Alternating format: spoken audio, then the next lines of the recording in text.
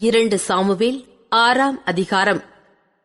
பின்பு தாவீது இஸ்ரவேலர் எல்லாருக்குள்ளும் தெரிந்து கொள்ளப்பட்ட 30,000 பேரை கூட்டி, கேருபீன்களின் நடுவே வாசமாயிருக்கிற சேனைகளுடைய கர்த்தரின் நாமம் தொழுது கொள்ளப்படுகிற தேவனுடைய பெட்டியை பாலியூதாவிலிருந்து கொண்டு வரும்படி அவனும் அவனோடு இருந்த அந்த ஸ்தலத்தாரும் எழுந்து போய் தேவனுடைய பெட்டியை ஒரு புது ரதத்தின் மேல் ஏற்றி அதை கிபியாவில் இருக்கிற அபினதாபின் வீட்டிலிருந்து கொண்டு வந்தார்கள். அபினதாபின் குமாரராகிய ஊசாவும் அகியோவும் அந்த புது ரதத்தை நடத்தினார்கள். அவர்கள் தேவனுடைய பெட்டியை ஏற்றி அதை கிபியாவில் இருக்கிற அபினதாபின் வீட்டிலிருந்து நடத்தி கொண்டு வருகிறபோது அகியோ பெட்டிக்கு முன்னாலே நடந்தான். தாவீதும் இஸ்ரவேல் சந்ததியார் அனைவரும் தேவதாரு மரத்தால் பண்ணப்பட்ட சகலவித கீத வாத்தியங்களோடும் சுரமண்டலம், தம்புரு, மேளம், வீணை, கைத்தாளம் ஆகிய இவைகளோடும் கர்த்தருக்கு முன்பாக ஆடி பாடிக்கொண்டு போனார்கள். அவர்கள் நாகோனின் களம் இருக்கிற இடத்துக்கு வந்தபோது மாடுகள் மிரண்டு பெட்டியை அசைத்தபடியினால் ஊசா தேவனுடைய பெட்டியினிடமாய் தன் கையை நீட்டி அதை பிடித்தான். அப்பொழுது கர்த்தருக்கு ஊசாவின் மேல் கோபம் மூண்டது. அவனுடைய துணிவு நிமித்தம் தேவன் அங்கே அவனை அடித்தார். அவன் அங்கே தேவனுடைய பெட்டி அண்டையில் செத்தான். அப்பொழுது கர்த்தர் ஊசாவை அடித்தது நிமித்தம் தாவீது விசிறப்பட்டு அந்த ஸ்தலத்திற்கு இந்நாள் மட்டும் வழங்கி வருகிற பேரேஸ் ஊசா என்னும் பேரிட்டான். தாவீது அன்றைய தினம் கர்த்தருக்கு பயந்து, கர்த்தருடைய பெட்டி என்னிடத்தில் வருவது எப்படி என்று சொல்லி அதை தன்னிடத்தில் தாவீதின் நகரத்தில் கொண்டுவர மனதில்லாமல் கித்தியனாகிய ஓபேத் ஏதோமின் வீட்டிலே கொண்டு போய் வைத்தான். கர்த்தருடைய பெட்டி கித்தியனாகிய ஓபேத் ஏதோமின் வீட்டிலே 3 மாதம் இருக்கையில் கர்த்தர் ஓபேத் ஏதோமையும் அவன் வீட்டார் அனைவரையும் ஆசீர்வதித்தார். தேவனுடைய பெட்டி நிமித்தம் கர்த்தர் ஓபேத் ஏதோமின் வீட்டையும் அவனுக்கு உண்டான எல்லாவற்றையும் ஆசீர்வதித்தார் என்று தாவீது ராஜாவுக்கு அறிவிக்கப்பட்டது. அப்பொழுது தாவீது தேவனுடைய பெட்டியை ஓபேத் ஏதோமின் வீட்டிலிருந்து தாவீதின் நகரத்துக்கு மகிழ்ச்சியுடனே கொண்டு வந்தான். கர்த்தருடைய பெட்டியை சுமந்து போகிறவர்கள் 6 தப்படி நடந்தபோது மாடுகளையும் கொழுத்த ஆட்டுக்கடாக்களையும் பலியிட்டான். தாவீது சணல் நூல் ஏபோத்தை தரித்துக் கொண்டு தன் முழு பலத்தோடும் கர்த்தருக்கு முன்பாக நடனம் பண்ணினான். அப்படியே தாவீதும் இஸ்ரவேல் சந்ததியார் அனைவரும் கர்த்தருடைய பெட்டியை கம்பீர சத்தத்தோடும் எக்காள தொனியோடும் கொண்டு வந்தார்கள். கர்த்தருடைய பெட்டி தாவீதின் நகரத்திற்குள் பிரவேசிக்கிற போது சவுலின் குமாரத்தியாகிய மீகாள் பலகணி வழியாய் பார்த்து, தாவீது ராஜா கர்த்தருக்கு முன்பாக குதித்து நடனம் பண்ணுகிறதைக் கண்டு தன் இருதயத்திலே அவனை அவமதித்தாள். அவர்கள் கர்த்தருடைய பெட்டியை உள்ளே கொண்டு வந்து அதற்கு தாவீது போட்ட கூடாரத்திற்குள் இருக்கிற அதன் ஸ்தானத்திலே அதை வைத்தபோது தாவீது கர்த்தருடைய சந்நிதியிலே சர்வாங்க தகன பலிகளையும் சமாதான பலிகளையும் இட்டான். தாவீது சர்வாங்க தகன பலிகளையும் சமாதான பலிகளையும் இட்ட பின்பு சேனைகளின் கர்த்தருடைய நாமத்தினாலே ஜனங்களை ஆசீர்வதித்து இஸ்ரவேலின் திரள் கூட்டமான ஸ்திரீ புருஷராகிய சகல ஜனங்களுக்கும் அவரவருக்கு ஒவ்வொரு அப்பத்தையும் ஒவ்வொரு இறைச்சி துண்டையும் ஒவ்வொரு படி திராட்சை ரசத்தையும் பங்கிட்டான். பிற்பாடு ஜனங்கள் எல்லாரும் அவரவர் தங்கள் வீட்டிற்கு போய்விட்டார்கள். தாவீது தன் வீட்டாரை ஆசீர்வதிக்கிறதற்கு திரும்பும்போது சவுலின் குமாரத்தியாகிய மீகாள் தாவீதுக்கு எதிர்கொண்டு வந்து, அற்ப மனுஷரில் ஒருவன் தன் வஸ்திரங்களை கழற்றி போடுகிறது போல இன்று தம்முடைய ஊழியக்காரருடைய பெண்களின் கண்களுக்கு முன்பாக தம்முடைய வஸ்திரங்களை உரிந்து போட்டிருந்த இஸ்ரவேலின் ராஜா இன்று எத்தனை மகிமைப்பட்டிருந்தார் என்றாள். அதற்கு தாவீது மீகாளை பார்த்து, உன் தகப்பனை பார்க்கிலும் அவருடைய எல்லா வீட்டாரை பார்க்கிலும் என்னை இஸ்ரவேலாகிய கர்த்தருடைய ஜனத்தின் மேல் தலைவனாக கட்டளையிடும்படிக்கு தெரிந்து கொண்ட கர்த்தருடைய சமூகத்திற்கு முன்பாக ஆடிப்பாடினேன். இதை பார்க்கிலும் இன்னும் நான் நீசனும் என் பார்வைக்கு அற்பனுமாவேன். அப்படியே நீ சொன்ன பெண்களுக்கும் கூட மகிமையாய் விளங்குவேன் என்றான். அதனால் சவுலின் குமாரத்தியாகிய மீகாளுக்கு மரணமடையும் நாள் மட்டும் பிள்ளை இல்லாதிருந்தது. 2 சாமுவேல் 7ஆம் அதிகாரம். கர்த்தர் ராஜாவை சுற்றிலும் இருந்த அவனுடைய எல்லா சத்துருக்களுக்கும் அவனை நீங்கலாக்கி இளைப்பாற பண்ணினபோது அவன் தன் வீட்டிலே வாசமாயிருக்கையில் ராஜா தீர்க்கதரிசியாகிய நாத்தானை நோக்கி, பாரும், கேதுரு மரங்களால் செய்யப்பட்ட வீட்டிலே நான் வாசம் பண்ணும்போது தேவனுடைய பெட்டி திரைகளின் நடுவே வாசமாயிருக்கிறதே என்றான். அப்பொழுது நாத்தான் ராஜாவை நோக்கி, நீர் போய் உம்முடைய இருதயத்தில் உள்ளபடியெல்லாம் செய்யும், கர்த்தர் உம்மோடு இருக்கிறாரே என்றான். அன்று ராத்திரியிலே கர்த்தருடைய வார்த்தை நாத்தானுக்கு உண்டாகி, அவர், நீ போய் என் தாசனாகிய தாவீதை நோக்கி, கர்த்தர் சொல்லுகிறது என்னவென்றால், நான் வாசமாயிருக்கத்தக்க ஆலயத்தை நீ எனக்கு கட்டுவாயோ? நான் இஸ்ரவேல் புத்திரரை எகிப்திலிருந்து புறப்பட பண்ணின நாள் முதற்கொண்டு இந்நாள் வரைக்கும் நான் ஒரு ஆலயத்திலே வாசம் பண்ணாமல் கூடாரத்திலும் வாசஸ்தலத்திலும் உலாவினேன். நான் இஸ்ரவேலாகிய என் ஜனத்தை மேய்க்கும்படி கட்டளையிட்ட இஸ்ரவேல் கோத்திரங்களில் ஒரு கோத்திரத்தையாவது நோக்கி, நீங்கள் எனக்கு கேதுரு மரத்தால் செய்யப்பட்ட ஆலயத்தை கட்டாதிருக்கிறது என்ன என்று நான் இஸ்ரவேல் புத்திரருக்குள் உலாவி வந்த எவ்விடத்திலாவது யாதொரு வார்த்தையை சொன்னதுண்டோ? இப்போதும் நீ என் தாசனாகிய தாவீதை நோக்கி, சேனைகளின் கர்த்தர் சொல்லுகிறது என்னவென்றால், நீ இஸ்ரவேல் என்கிற என் ஜனங்களுக்கு அதிபதியாயிருக்கும்படி ஆடுகளின் பின்னே நடந்த உன்னை நான் ஆட்டு மந்தையை விட்டு எடுத்து, நீ போன எவ்விடத்திலும் உன்னோடு இருந்து உன் சத்துருக்களையெல்லாம் உனக்கு முன்பாக நிர்மூலமாக்கி, பூமியில் இருக்கிற பெரியோர்களின் நாமத்திற்கு ஒத்த பெரிய நாமத்தை உனக்கு உண்டாக்கினேன். நான் என் ஜனமாகிய இஸ்ரவேலுக்கு ஒரு இடத்தை ஏற்படுத்தி அவர்கள் தங்கள் ஸ்தானத்திலே குடியிருக்கவும், இனி அவர்கள் அலையாமலும், முன்போலும் நான் என் ஜனமாகிய இஸ்ரவேலின் மேல் நியாயாதிபதிகளை கட்டளையிட்ட நாள் வரையில் நடந்தது போலும் நியாயக்கேட்டின் மக்களால் இனி சிறுமைப்படாமலும் இருக்கும்படி அவர்களை நாட்டினேன். உன்னுடைய எல்லா சத்துருக்களுக்கும் உன்னை நீங்களாக்கி இளைப்பாறவும் பண்ணினேன். இப்போதும் கர்த்தர் உனக்கு வீட்டை உண்டு பண்ணுவார் என்பதை கர்த்தர் உனக்கு அறிவிக்கிறார். உன் நாட்கள் நிறைவேறி நீ உன் பிதாக்களோடே நித்திரை பண்ணும்போது நான் உனக்கு பின்பு உன் கர்ப்ப பிறப்பாகிய உன் சந்ததியை எழும்ப பண்ணி அவன் ராஜ்யத்தை நிலைப்படுத்துவேன். அவன் என் நாமத்திற்கென்று ஒரு ஆலயத்தை கட்டுவான். அவன் ராஜ்யபாரத்தின் சிங்காசனத்தை என்றைக்கும் நிலைக்க பண்ணுவேன். நான் அவனுக்கு பிதாவாயிருப்பேன், அவன் எனக்கு குமாரனாயிருப்பான். அவன் அக்கிரமம் செய்தால் நான் அவனை மனுஷருடைய மிலாற்றினாலும் மனுபுத்திரருடைய அடிகளினாலும் தண்டிப்பேன். உனக்கு முன்பாக நான் தள்ளிவிட்ட சவுலிடத்திலிருந்து என் கிருபையை விலக்கினது போல அவனை விட்டு விலக்க மாட்டேன். உன் வீடும் உன் ராஜ்யமும் என்றென்றைக்கும் உனக்கு முன்பாக ஸ்திரப்பட்டிருக்கும். உன் ராஜாசனம் என்றென்றைக்கும் நிலை பெற்றிருக்கும் என்கிறார் என்று சொல்லச் சொன்னார். நாத்தான் இந்த எல்லா வார்த்தைகளின்படியும் இந்த எல்லா தரிசனத்தின்படியும் தாவீதுக்கு சொன்னான்.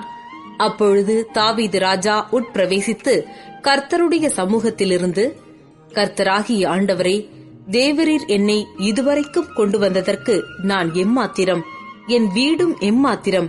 கர்த்தராகிய ஆண்டவரே, இது இன்னும் உம்முடைய பார்வைக்கு கொஞ்ச காரியமாயிருக்கிறது என்று கர்த்தராகிய ஆண்டவராயிருக்கிற தேவரீர் உம்முடைய அடியானுடைய வீட்டை குறித்து வெகு தூரமாயிருக்கும் காலத்து செய்தியை மனுஷர் முறைமையாய்ச் சொன்னீரே. இனி தாவீது உம்மிடத்தில் சொல்ல வேண்டியது என்ன? கர்த்தராகிய ஆண்டவராயிருக்கிற நீர் உமது அடியானை அறிவீர்.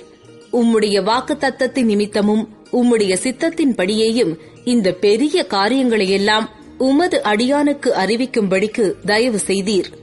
ஆகையால் தேவனாகிய கர்த்தரே, நீர் பெரியவர் என்று விளங்குகிறது. நாங்கள் எங்கள் காதுகளாலே கேட்ட சகல காரியங்களின்படியும் தேவரீருக்கு நிகரானவர் இல்லை. உம்மை தவிர வேறே தேவனும் இல்லை.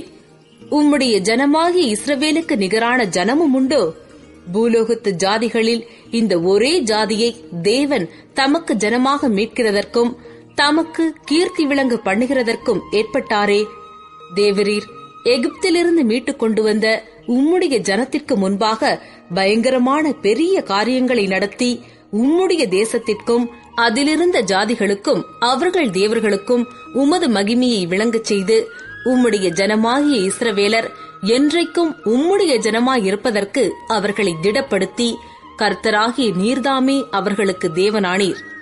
இப்போதும் தேவனாகிய கர்த்தாவே, நீர் உமது அடியானையும் அவன் வீட்டையும் குறித்து சொன்ன வார்த்தையை என்றென்றைக்கும் நிலைவரப்படுத்த தேவரீர் சொன்னபடியே செய்தருளும். அப்படியே சேனைகளின் கர்த்தர் இஸ்ரவேலின் மேல் தேவனானவர் என்று சொல்லி உம்முடைய நாமம் என்றென்றைக்கும் மகிமைப்படுவதாக. உமது அடியானாகிய தாவீதின் வீடு உமக்கு முன்பாக நிலை நிற்பதாக. உனக்கு வீடு கட்டுவேன் என்று இஸ்ரவேலின் தேவனாகிய சேனைகளின் கர்த்தராயிருக்கிற நீர் உமது அடியானின் செவிக்கு வெளிப்படுத்தினீர். ஆகையால் உம்மை நோக்கி இந்த விண்ணப்பத்தை செய்ய உமது அடியானுக்கு மன தைரியம் கிடைத்தது. இப்போதும் கர்த்தராகிய ஆண்டவரே, நீரே தேவன், உம்முடைய வார்த்தைகள் சத்தியம். தேவரீர் உமது அடியானுக்கு இந்த நல் விசேஷங்களை வாக்குத்தத்தம் பண்ணினீர். இப்போதும் உமது அடியானின் வீடு என்றைக்கும் உமக்கு முன்பாக இருக்கும்படி அதை ஆசீர்வதித்தருளும். கர்த்தரான ஆண்டவராகிய தேவரீர் அதை சொன்னீர். உம்முடைய ஆசீர்வாதத்தினாலே உமது அடியானின் வீடு என்றைக்கும் ஆசீர்வதிக்கப்பட்டிருப்பதாக என்றான். 2 சாமுவேல் 8ஆம் அதிகாரம். இதற்கு பின்பு தாவீது பெலிஸ்தரை முறியடித்து அவர்களை கீழ்ப்படுத்தி மேத்தேக் அம்மாவை பிடித்துக் கொண்டான். அவன் மோவாபியரையும் முறியடித்து அவர்களை தரைமட்டும் பணிய பண்ணி அவர்கள் மேல் நூல் போட்டு 2 பங்கு மனுஷரை கொன்று போட்டு 1 பங்கை உயிரோடே வைத்தான். இவ்விதமாய் மோவாபியர் தாவீதை சேவித்து அவனுக்கு கப்பம் கட்டுகிறவர்களானார்கள். ரேகோபின் குமாரனாகிய ஆதாதேசர் என்னும் சோபாவின் ராஜா ஐப்பிராத் நதியண்டையில் இருக்கிற சீமையை திரும்ப தன்வசமாக்கிக் கொள்ளப் போகையில் தாவீது அவனையும் முறியடித்து அவனுக்கு இருந்த ராணுவத்தில் 1700 குதிரை வீரரையும் 20,000 காலாட்களையும் பிடித்து ரதங்களில் 100 ரதங்களை வைத்துக் கொண்டு மற்றவைகளையெல்லாம் துண்டாடி போட்டான். சோபாவின் ராஜாவாகிய ஆதாதேசருக்கு உதவி செய்ய தமஸ்கு பட்டணத்தாராகிய சீரியர் வந்தார்கள். தாவீது சீரியரில் 20,000 பேரை வெட்டி போட்டு தமஸ்கு கடுத்த சீரியாவிலே தானியங்களை வைத்தான். சீரியர் தாவீதை சேவித்து அவனுக்கு கப்பங்கட்டினார்கள். தாவீது போன இடத்திலெல்லாம் கர்த்தர் அவனை காப்பாற்றினார். ஆதாதேசரின் சேவகருடைய பொற்பரிசுகளை தாவீது எடுத்து அவைகளை எருசலேமுக்கு கொண்டு வந்தான். ஆதாதேசரின் பட்டணங்களாகிய பேத்தாகிலும் பேரத்தாயிலுமிருந்து தாவீது ராஜா மகா திரளான வெண்கலத்தையும் எடுத்துக் கொண்டு வந்தான். தாவீது ஆதாதேசருடைய எல்லா ராணுவத்தையும் முறியடித்த செய்தியை ஆமாத்தின் ராஜாவாகிய தோயி கேட்டபோது, ஆதாதேசர் தோயியின் மேல் எப்போதும் யுத்தம் பண்ணிக் கொண்டிருந்தபடியால் ராஜாவாகிய தாவீதின் சுக செய்தியை விசாரிக்கவும் அவன் ஆதாதேசரோடு யுத்தம் பண்ணி அவனை முறியடித்ததற்காக அவனுக்கு வாழ்த்துதல் சொல்லவும் தோயி தன் குமாரனாகிய யோராமை ராஜாவினிடத்தில் அனுப்பினான். மேலும் யோராம் தன் கையிலே வெள்ளியும் பொன்னும் வெண்கலமுமான தட்டுமுட்டுகளை கொண்டு வந்தான். அவன் கொண்டு வந்தவைகளை தாவீது ராஜா கீழ்ப்படுத்தின சீரியர், மோவாபியர், அம்மோன் புத்திரர், பெலிஸ்தர், அமலேக்கியர் என்னும் சகல ஜாதியார்களிடத்திலும் ரேகோபின் குமாரனாகிய ஆதாதேசர் என்னும் சோபாவின் ராஜாவினிடத்திலும் கொள்ளையிட்டதிலும் எடுத்து கர்த்தருக்கு நியமித்த வெள்ளியோடும் பொன்னோடு கூட கர்த்தருக்கு பிரதிஷ்டை பண்ணினான். தாவீது உப்பு பள்ளத்தாக்கிலே 18,000 சீரியரை முறியடித்து திரும்பினதினால் கீர்த்தி பெற்றான். ஏதோமில் தானியங்களை வைத்தான். ஏதோம் எங்கும் அவன் தானியங்களை வைத்ததினாலே ஏதோமியர் எல்லாரும் தாவீதை சேவிக்கிறவர்களானார்கள். தாவீது போன எல்லா இடத்திலும் கர்த்தர் அவனை காப்பாற்றினார். இப்படியே தாவீது இஸ்ரவேல் அனைத்தின் மேலும் ராஜாவாயிருந்தான். அவன் தன்னுடைய எல்லா ஜனத்திற்கும் நியாயமும் நீதியும் செய்து வந்தான். செருயாவின் குமாரனாகிய யோவாப் ராணுவ தலைவனாயிருந்தான். அகிலூதின் குமாரனாகிய யோசபாத் மந்திரியாயிருந்தான். அகிதூபின் குமாரன் சாதோக்கும் அபியத்தாரின் குமாரன் அகிமலேக்கும் ஆசாரியராயிருந்தார்கள். செராயா சம்பிரதியாயிருந்தான். யோய்தாவின் குமாரன் பெனாயா கிரேத்தியருக்கும் பிலேத்தியருக்கும் தலைவனாயிருந்தான். தாவீதின் குமாரரோ பிரதானிகளாயிருந்தார்கள். 2 சாமுவேல் 9ஆம் அதிகாரம். யோனத்தான் நிமித்தம் என்னால் தயவு பெறத்தக்கவன் எவனாவது சவுலின் வீட்டாரில் இன்னும் மீதியாயிருக்கிறவன் உண்டா என்று தாவீது கேட்டான். அப்பொழுது சவுலின் வீட்டு வேலைக்காரனாகிய சீபா என்னும் பேருள்ளவனை தாவீதினிடத்தில் அழைத்து வந்தார்கள். ராஜா அவனை பார்த்து, நீதானா சீபா என்று கேட்டான். அவன், அடியேன்தான் என்றான். அப்பொழுது ராஜா, தேவன் நிமித்தம் நான் சவுலின் குடும்பத்தாருக்கு தயை செய்யும்படி அவன் வீட்டாரில் யாதொருவன் இன்னும் மீதியாய் இருக்கிறானா என்று கேட்டதற்கு சீபா ராஜாவை பார்த்து, இன்னும் யோனத்தானுக்கு 2 கால்களும் முடமான ஒரு குமாரன் இருக்கிறான் என்றான். அவன் எங்கே என்று ராஜா கேட்டதற்கு சீபா ராஜாவை பார்த்து, இதோ அவன் லோதிபாரிலே அம்மியேலின் குமாரனாகிய மாக்கீரின் வீட்டில் இருக்கிறான் என்றான். அப்பொழுது தாவீது ராஜா அவனை லோதிபாரில் இருக்கிற அம்மியேலின் குமாரனாகிய மாக்கீரின் வீட்டிலிருந்து அழைப்பித்தான். சவுலின் குமாரனாகிய யோனத்தானின் மகன் மேவி போசேத் தாவீதினிடத்தில் வந்தபோது முகங்குப்புற விழுந்து வணங்கினான். அப்பொழுது தாவீது, மேவி போசேத்தே என்றான். அவன், இதோ அடியேன் என்றான். தாவீது அவனை பார்த்து, நீ பயப்படாதே, உன் தகப்பனாகிய யோனத்தான் நிமித்தம் நான் நிச்சயமாய் உனக்கு தயை செய்து உன் தகப்பனாகிய சவுலின் நிலங்களையெல்லாம் உனக்கு திரும்ப கொடுப்பேன். நீ என் பந்தியில் நித்தம் அப்பம் புசிப்பாய் என்றான்.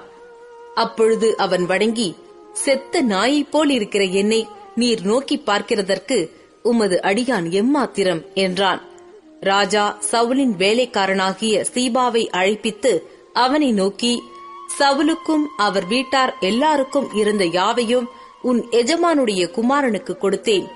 ஆகையால் நீ உன் குமாரரையும் உன் வேலைக்காரரையும் கூட்டிக் கொண்டு உன் எஜமானுடைய குமாரன் புசிக்க அப்பம் உண்டாயிருக்கும்படி அந்த நிலத்தை பயிரிட்டு அதன் பலனை சேர்ப்பாயாக.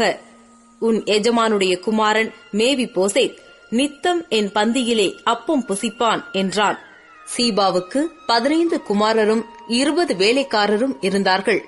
சீபா ராஜாவை நோக்கி, ராஜாவாகிய என் ஆண்டவன் தமது அடியானுக்கு கட்டளையிட்டபடியெல்லாம் உமது அடியானாகிய நான் செய்வேன் என்றான்.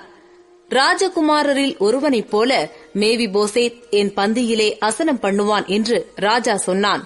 மேவி போசேத்திற்கு மீகா என்னும் பேருள்ள சிறுவனாகிய ஒரு குமாரன் இருந்தான். சீபாவின் வீட்டிலே குடியிருந்த யாவரும் மேவி போசேத்திற்கு வேலைக்காரராய் இருந்தார்கள். மேவி போசேத் ராஜாவின் பந்தியில் நித்தம் அசனம் பண்ணுகிறவனாய் இருந்தபடியினால் எருசலேமிலே குடியிருந்தான். அவனுக்கு 2 காலும் முடமாயிருந்தது. 2 சாமுவேல் 10ஆம் அதிகாரம். அதன் பின்பு அம்மோன் புத்திரரின் ராஜா மரித்துப் போனான். அவன் குமாரனாகிய ஆனூன் அவன் பட்டத்திற்கு ராஜாவானான். அப்பொழுது தாவீது, ஆனூனின் தகப்பனாகிய நாகாஸ் எனக்கு தயை செய்தது போல அவன் குமாரனாகிய இவனுக்கு நான் தயை செய்வேன் என்று சொல்லி அவன் தகப்பனுக்காக அவனுக்கு ஆறுதல் சொல்ல தன் ஊழியக்காரரை அனுப்பினான். தாவீதின் ஊழியக்காரர் அம்மோன் புத்திரரின் தேசத்திலே வந்தபோது அம்மோன் புத்திரரின் பிரபுக்கள் தங்கள் ஆண்டவனாகிய ஆனூனை பார்த்து, தாவீது ஆறுதல் சொல்லுகிறவர்களை உம்மிடத்தில் அனுப்பினது உம்முடைய தகப்பனை கனம் பண்ணுகிறதாய் உமக்கு தோன்றுகிறதோ? இந்த பட்டணத்தை ஆராய்ந்து உளவு பார்த்து அதை கவிழ்த்து போட அல்லவோ தாவீது தன் ஊழியக்காரரை உம்மிடத்திற்கு அனுப்பினான் என்றார்கள். அப்பொழுது ஆனூன் தாவீதின் ஊழியக்காரரை பிடித்து அவர்களுடைய ஒரு பக்கத்து தாடியை சிரைத்து அவர்களுடைய வஸ்திரங்களை இருப்பிடம் மட்டும் வைத்துவிட்டு மற்ற பாதியை கத்தரித்து போட்டு அவர்களை அனுப்பிவிட்டான். அது தாவீதுக்கு அறிவிக்கப்பட்ட போது ராஜா அந்த மனுஷர் மிகவும் வெட்கப்பட்டபடியினால் அவர்களுக்கு எதிராக ஆட்களை அனுப்பி, உங்கள் தாடி வளரும் மட்டும் நீங்கள் எரிகோவிலிருந்து பிற்பாடு வாருங்கள் என்று சொல்லச் சொன்னான். அம்மோன் புத்திரர் தாங்கள் தாவீதுக்கு அருவருப்பானதை கண்டபோது ஸ்தானாபதிகளை அனுப்பி பெத்ரகோப் தேசத்து சீரியரிலும் சோபாவில் இருக்கிற சீரியரிலும் 20,000 காலாட்களையும் மாக்கா தேசத்து ராஜாவினிடத்தில் 1000 பேரையும் இஷ்தோபில் இருக்கிற 12,000 பேரையும் கூலிப்படையாக அழைப்பித்தார்கள். அதை தாவீது கேள்விப்பட்டபோது யோவாபையும் பராக்கிரமசாலிகளாகிய சமஸ்த ராணுவத்தையும் அனுப்பினான். அம்மோன் புத்திரர் புறப்பட்டு ஒலிமுக வாசல் அண்டையிலே போர் செய்ய அணிவகுத்து நின்றார்கள். ஆனாலும் சோபாவிலும் ரேகோபிலும் இருந்து வந்த சீரியரும் இஷ்தோபிலும் மாக்காவிலும் இருந்து வந்த மனுஷரும் வெளியிலே பிரத்யேகமாயிருந்தார்கள். யோவாபோ ராணுவங்களின் படைமுகம் தனக்கு முன்னும் பின்னும் இருக்கிறதை காண்கையில் அவன் இஸ்ரவேலிலே தெரிந்து கொள்ளப்பட்ட எல்லா ராணுவங்களிலும் ஒரு பங்கை பிரித்தெடுத்து அதை சீரியருக்கு எதிராக அணிவகுத்து நிறுத்தி மற்ற ஜனத்தை அம்மோன் புத்திரருக்கு எதிராக அணிவகுத்து நிறுத்தும்படி தன் சகோதரனாகிய அபிசாயினிடத்தில் ஒப்புவித்து, சீரியர் கை மிஞ்சுகிறதா இருந்தால் நீ எனக்கு உதவி செய்ய வேண்டும். அம்மோன் புத்திரர் கை மிஞ்சுகிறதா இருந்தால் நான் உனக்கு உதவி செய்ய வருவேன். தைரியமாயிரு. நம்முடைய ஜனத்திற்காகவும் நம்முடைய தேவனுடைய பட்டணங்களுக்காகவும் சௌரியத்தை காட்டுவோம். கர்த்தர் தமது பார்வைக்கு நலமானதை செய்வாராக என்றான். யோவாபும் அவனோடு இருந்த ஜனமும் சீரியர் மேல் யுத்தம் பண்ண கிட்டினார்கள். அவர்கள் அவனுக்கு முன்பாக முறிந்தோடினார்கள்.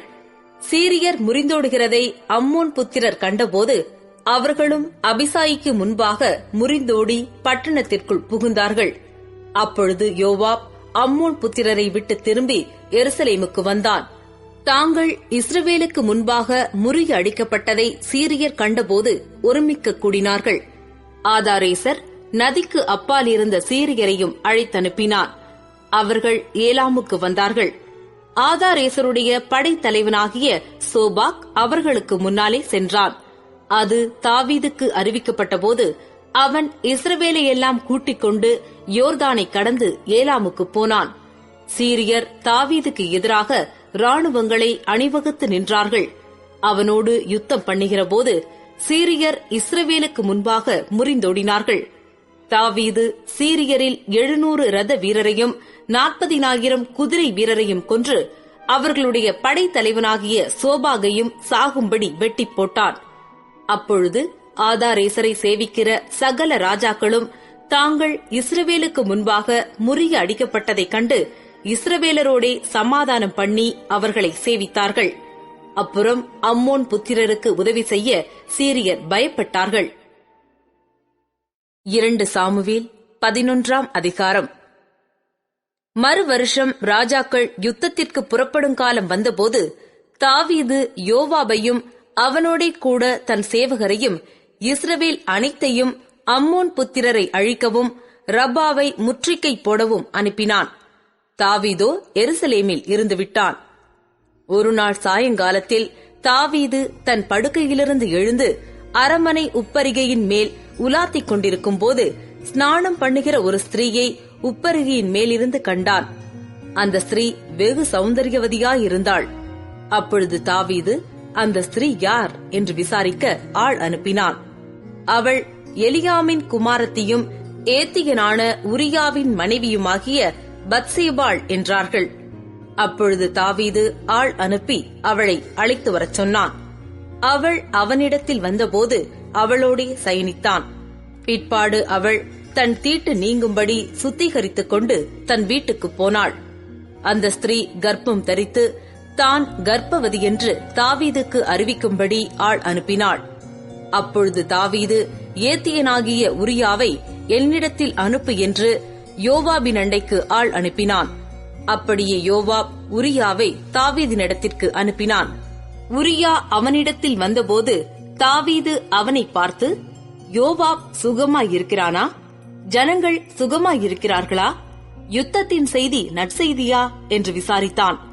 பின்பு தாவீது உரியாவை நோக்கி, நீ உன் வீட்டிற்கு போய் பாத சுத்தி செய் என்றான். உரியா ராஜ அரண்மனையிலிருந்து புறப்பட்ட போது ராஜாவினிடத்திலிருந்து உச்சிதமான பதார்த்தங்கள் அவன் பின்னாலே அனுப்பப்பட்டது. ஆனாலும் உரியா தன் வீட்டிற்கு போகாமல் ராஜ அரண்மனையின் வாசலிலே தன் ஆண்டவனுடைய எல்லா சேவகரோடும் கூட படுத்துக் கொண்டிருந்தான். உரியா தன் வீட்டிற்கு போகவில்லை என்று தாவீதுக்கு அறிவிக்கப்பட்ட போது தாவீது உரியாவை நோக்கி, நீ பயணத்திலிருந்து வந்தவன் அல்லவா? நீ உன் வீட்டிற்கு போகாதிருக்கிறது என்ன என்று கேட்டான். உரியா தாவீதை நோக்கி, பெட்டியும் இஸ்ரவேலும் யூதாவும் கூடாரங்களிலே தங்கி என் ஆண்டவனாகிய யோவாபும் என் ஆண்டவனின் சேவகரும் வெளியிலே பாளையமிறங்கியிருக்கையில் நான் புசிக்கிறதற்கும் குடிக்கிறதற்கும் என் மனைவியோடே சயனிக்கிறதற்கும் என் வீட்டுக்குள் பிரவேசிப்பேனா? நான் அப்படி செய்கிறதில்லை என்று உம்முடைய பேரிலும் உம்முடைய ஆத்துமாவின் பேரிலும் ஆணையிட்டுச் சொல்லுகிறேன் என்றான். அப்பொழுது தாவீது உரியாவை நோக்கி, இன்றைக்கும் நீ இங்கேயே இரு, நாளைக்கு உன்னை அனுப்பிவிடுவேன் என்றான். அப்படியே உரியா அன்றும் மறுநாளும் எருசலேமில் இருந்தார். தாவீது அவனை தனக்கு முன்பாக புசித்து குடிக்கிறதற்கு அழைத்து அவனை வெறிக்க பண்ணினான்.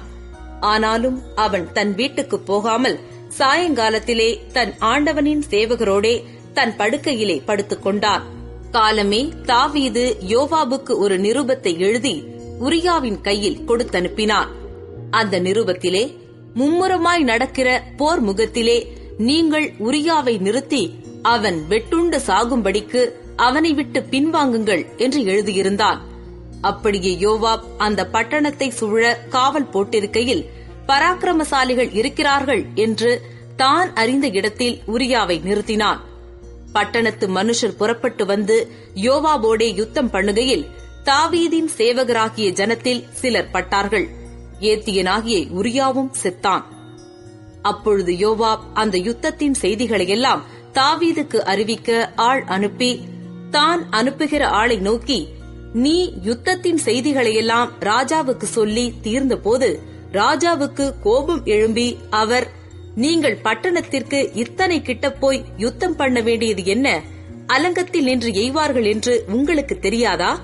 எர்பேசேத்தின் குமாரன் அபிமெலேக்கை கொன்றது யார்? தேபேசிலே ஒரு பெண் பிள்ளை அலங்கத்திலிருந்து ஒரு ஏந்திரக்கல்லின் துண்டை அவன் மேல் போட்டதினால் அல்லவோ அவன் செத்தான். நீங்கள் அலங்கத்திற்கு இத்தனை கிட்ட போனது என்ன என்று உன்னோடே சொன்னால், அப்பொழுது நீ உம்முடைய சேவகனாகிய உரியா என்னும் ஏத்தியனும் செத்தான் என்று சொல் என்றான்.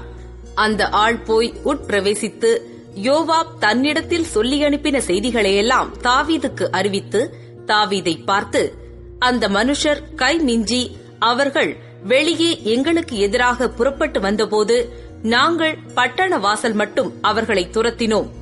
அப்பொழுது வில் வீரர் அலங்கத்திலிருந்து உம்முடைய சேவகரின் மேல் எய்ததினால் ராஜாவின் சேவகரில் சிலர் செத்தார்கள். உம்முடைய சேவகனாகிய உரியா என்னும் ஏத்தியனும் செத்தான் என்றான். அப்பொழுது தாவீது அந்த ஆளை நோக்கி, நீ யோவாபினிடத்தில் போய் இந்த காரியத்தை பற்றி விசாரப்பட வேண்டாம். பட்டயம் ஒருவேளை ஒருவனையும் ஒருவேளை வேறொருவனையும் பட்சிக்கும். நீ யுத்தத்தை பலக்க பண்ணி பட்டணத்தை இடித்து போடு என்று அவனுக்கு திடஞ்சொல் என்றான். தன் புருஷனாகிய உரியா செத்தான் என்று அவன் மனைவி கேள்விப்பட்டபோது அவள் தன் நாயகனுக்காக இழவு கொண்டாடினாள். துக்க நாள் சென்ற பின்பு தாவீது அவளை அழைத்தனுப்பி தன் வீட்டிலே சேர்த்துக் கொண்டான். அவள் அவனுக்கு மனைவியாகி அவனுக்கு ஒரு குமாரனை பெற்றாள். தாவீது செய்த இந்த காரியம் கர்த்தரின் பார்வைக்கு பொல்லாததாயிருந்தது. 2 சாமுவேல் 12 அதிகாரம். கர்த்தர் நாத்தானை தாவீதினிடத்தில் அனுப்பினார்.